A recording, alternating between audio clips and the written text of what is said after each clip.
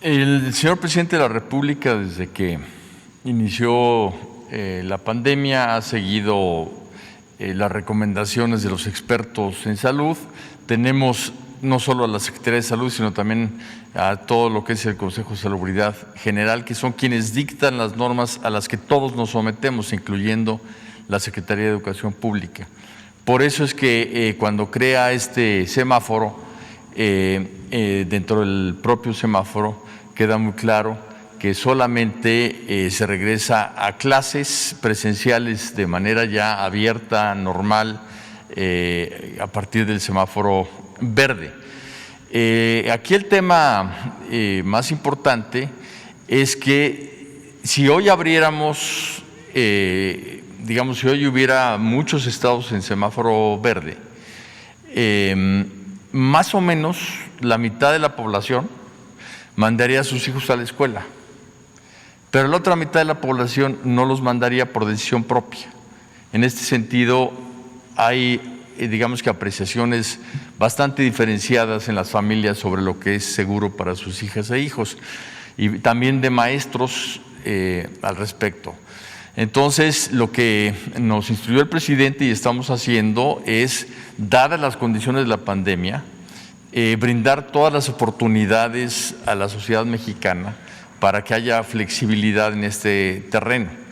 Y va a continuar la educación a distancia, Aprende en Casa 2, el regreso a clases, como se planteó desde un principio, e incluso en las entidades que están en semáforo verde, como son Campeche, Veracruz y Chiapas.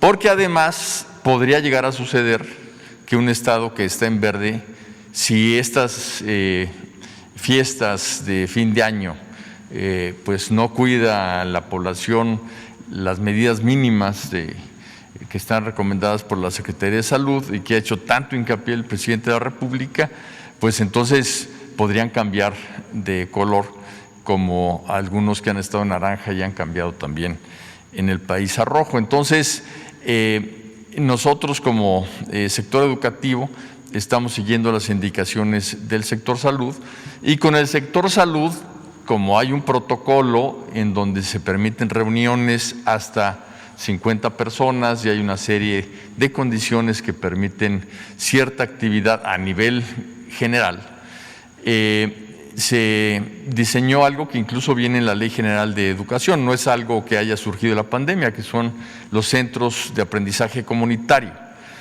porque queremos que las escuelas no solo se dediquen exclusivamente a darle clases a niñas, niños y jóvenes, sino que también las instalaciones escolares, las computadoras, las canchas deportivas puedan dar servicio a la comunidad. En muchos lugares del país, la escuela es el centro de toda la actividad comunitaria de esos poblados.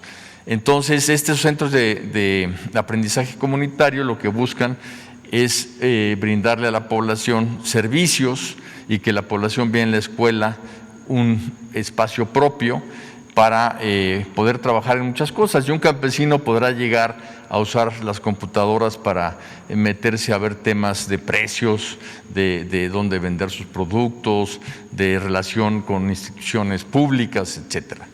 Entonces, estos centros de aprendizaje comunitario lo que son es un lugar en donde se les da asesoría a la población en general y en particular a madres y padres de familia, maestras y maestros, niñas y niños. Y entonces fue en ese sentido que se solicitó, junto con la Secretaría de Salud, por muchas escuelas del país, poder trabajar, no obstante las limitaciones de la pandemia. No son regresos a clases, son abrir la escuela para que pueda tener actividad, para que se pueda empezar también la limpieza profunda, la sanitización, para que se establezcan los consejos de salud escolar y para que se vayan preparando precisamente para que al llegar al semáforo verde puedan abrirse las actividades. Así sucedió, por ejemplo, en Chiapas.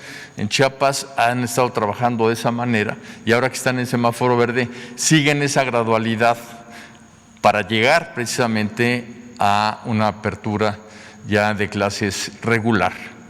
Una cosa que quiero destacar es que en México, por instrucciones del presidente y las autoridades sanitarias, hemos llevado una política consistente con respecto a las clases. Otros países han abierto y cerrado. Les han dicho a las niñas y a los niños, pueden ir a clases y a las 2 semanas se regresan. Y eso sucede en los países más desarrollados del país.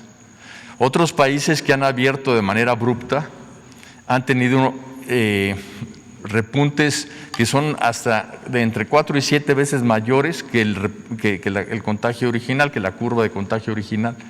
Y en México ha habido una política consistente en donde ya se empezó a abrir gradualmente en función de cómo está la situación sanitaria en cada estado de la República y en cada municipio de la República.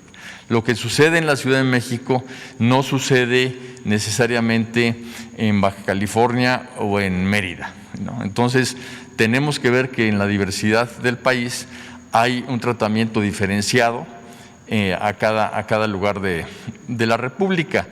Y en el caso específico que menciona, en efecto, hubo un amparo que en este momento la Secretaría está trabajando para poder tener esa situación resuelta, pero es algo que está en un terreno ya judicial, no normativo, aunque se está aplicando obviamente todos los criterios que nos da la Secretaría de Salud. ¿Los centros comunitarios de estas escuelas están sirviendo como centros comunitarios? Bueno, se están abriendo. Me decía, por ejemplo, el secretario de Chiapas que alrededor del 70% de las escuelas de Chiapas ya están abriendo y muchas de ellas se están abriendo en una modalidad que la propia escuela está definiendo.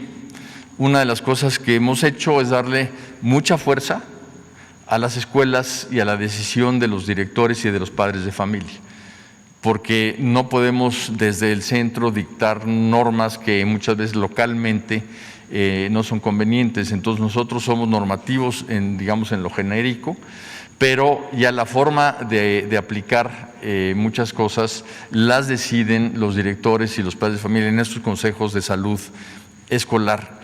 Porque así como hay escuelas en la Ciudad de México que tienen 2,000 alumnas y alumnos, que tienen una gran infraestructura y que son regulares, llamémosle así, pues hay escuelas en el país que tienen 10 estudiantes en total y que esos 10 estudiantes son de diferentes grados y que tienen un solo maestro, ¿no?